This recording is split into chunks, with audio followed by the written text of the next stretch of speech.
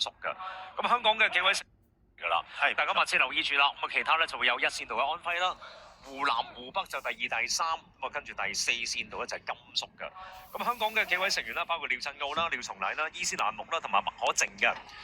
咁啊，香港因為過往呢幾個月咧都有啲好嘅消息啦，賽艇包括喺亞洲青年錦標賽啦，咁啊同埋喺亞洲賽咧都有獎牌攞咗。咁啊睇嚟對香港隊嚟講應該都係幾大鼓舞啊！冇錯。好啦，睇下起步啊，5條艇都比較接近啊。咁啊，見到暫時咧帶出嘅都會係湖南啦，我哋香港隊亦都係緊隨其後啦，仲有甘肅。咁你見到咧而家一般嚟講出嘅運動員咧都比較會係後生啊。咁啊，透過晨運會啦，都俾更加多嘅年青嘅運動員去嘗試佢哋嘅發揮啦。咁樣。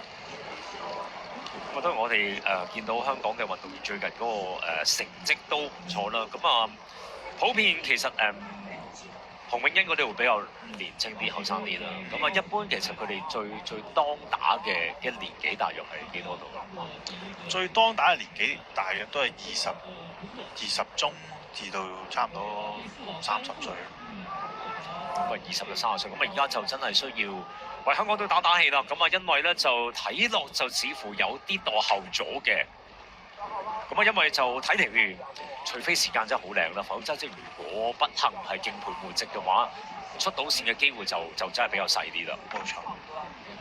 但反而咧就頭嗰幾條線道就似乎都幾近下嘅。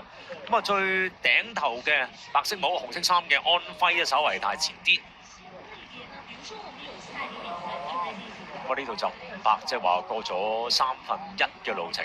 咁我哋都睇到岸上面就有啲單車喺度，即係有人踩住啦。通常都係每支隊伍嘅一啲成員，咁啊佢哋可能有啲職員喺度，即係需要去睇住嘅情況啊。係啊，佢哋都係總教練啦。咁啊喺岸邊就盡量提點住運動員啊，你而家個位置啊，你而家要做啲乜嘢啊，多數都係咁樣嗌出去。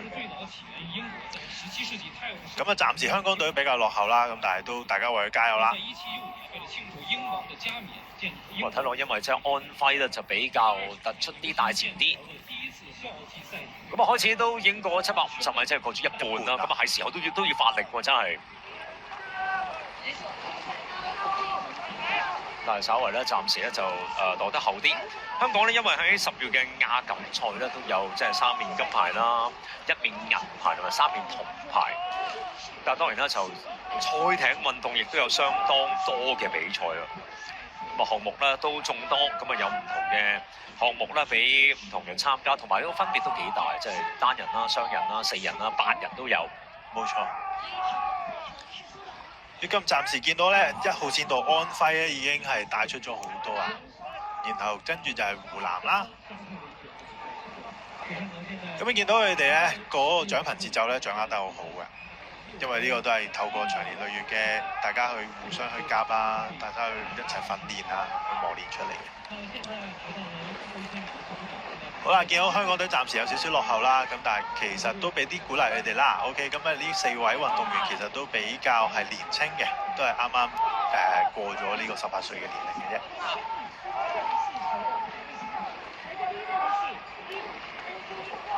的確咧就啱啱亦都喺亞洲啲青年嘅比賽啦，咁啊香港亦都有係代表啦。咁啊當時其實就係麥可靜啦、伊斯蘭木啦，即係今日我哋睇到呢一個嘅組合當中嘅其中2位咧，就喺 U23嘅男子4人賽嘅雙槳艇當中咧，係攞到一啲好嘅成績。我當時喺瀋陽進行啦，而家會見到咧就香港隊嘅成員。我今次變咗4個咧，就換咗2個啊嘛，廖松禮同埋廖振澳咧就加入咗，我加埋麥可靜啦、伊斯蘭木咧嚟到參加呢個比賽。我睇落咧，暫時仍然都個位置冇乜太大嘅分別啊。安徽咧仍然咧稍為係大先，咁啊呢邊有白色帽、紅色衫。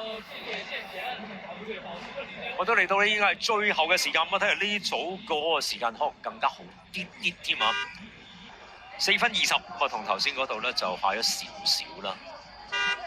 咁啊湖南咧就第2，我呢組好似個差距明顯啲，感覺係。我都一隻艇位咁樣。咁啊，湖南第二，湖北就第三。咁香港咧就今次暫時睇落嘅成績呢一個項目咧就麻麻地。咁啊，睇完呢個係男子賽艇4人雙槳嘅預賽第2場，香港頭先嘅成績咧就係4分39秒，應該熒光幕最底